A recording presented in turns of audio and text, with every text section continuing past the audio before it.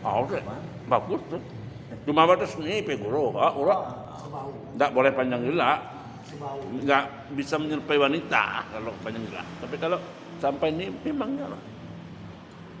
Cuma di dalam kita ini kan ada ilmu yang paling tinggi, itu ilmu adat. Ilmu agama ini kadang-kadang lebih dominan ilmu adat. Kan sebenarnya lebih dominan itu kan ilmu agama kan itu.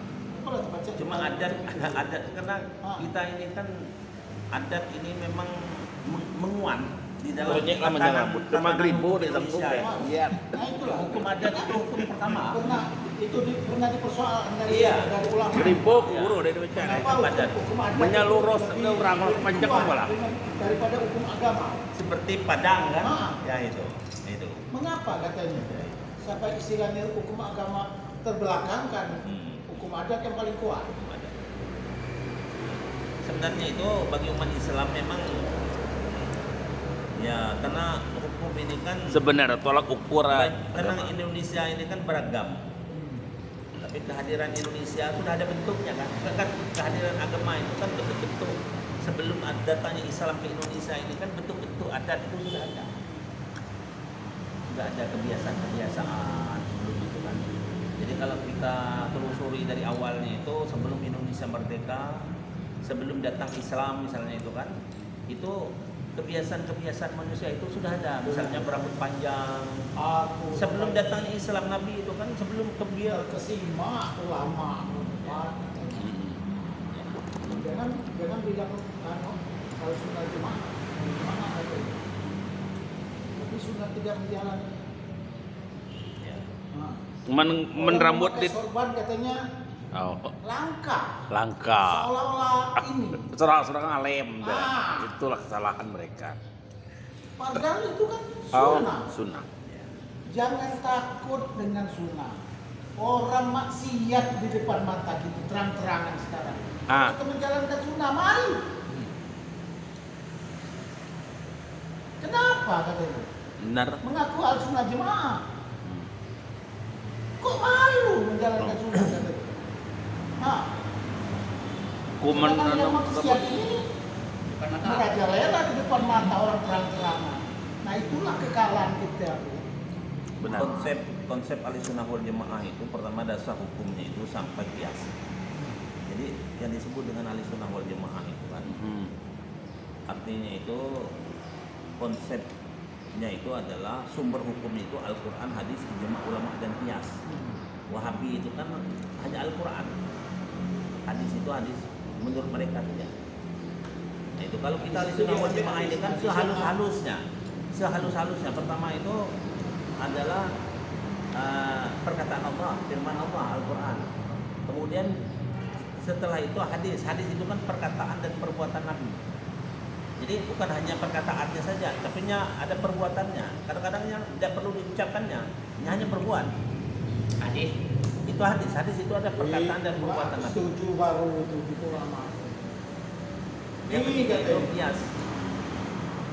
Pahala yang tidak bisa terlupakan sampai tidur 7 jalan terus nih. Jalan terus ini katanya. Benar enggak, Bro? Ya.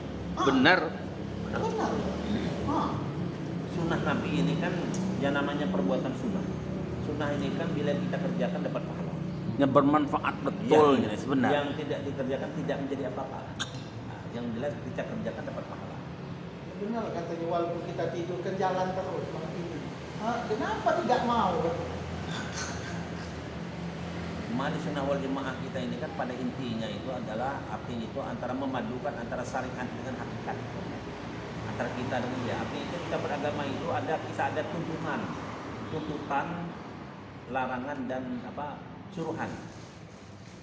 Jadi konsep Ahlussunnah wal Jamaah itu pada intinya itu adalah bagaimana kita beribadah karena Allah, bagaimana kita percaya dengan Allah itu dengan mengikuti syariatnya. Dua itu harus gandeng. Ada kan hanya orang itu hanya hakikat saja, hanya percaya kepada Tuhan, umat Islam. Hanya percaya kepada Allah Subhanahu wa taala, tapi dia tidak melaksanakan syariat, tidak sholat, tidak puasa atau belum bolong kan itu kan. Artinya itu tidak utuh dia melaksanakan Tidak secara kafah. Saringan itu kan dijaga dia. Tidak masuk Jadi secara untuk kafah. Ahlussunnah wal Jamaah itu melaksanakan syariat. Syariat ini kan aturan, regulasi. Regulasi yang dituangkan untuk melaksanakan rukun Islam. Kita ini kan ada apa? Allah menjadikan kita ini kan dengan sifatnya irodat. Irodat ini kan visi Allah. Visi itu artinya itu keinginan Allah terhadap hambanya. Karena ada sifat irodahnya itu, keinginannya. Nah keinginannya ini kan memang dia ciptakan jin. Wa ma khalaqtul jinna wal insa illa liya'budun. Tidaklah aku ciptakan jin dan manusia itu kecuali untuk beribadah kepadaku. Jadi Allah inginkan itu ibadah dalam konteks inna sholati wa nusuki wa mahyaya wa mamati lillahi rabbil alamin. Semuanya salatku, ibadahku, hidupku dan matiku hanya untuk Allah Subhanahu wa taala. Jadi irodahnya, visi ini, angan-angan Allah itu menjadikan makhluknya namanya jin dan manusia untuk menyembahnya. Untuk menyembahnya dengan apa? Jadi visi ini itu adalah angan-angannya itu tertuang di dalam rukun iman.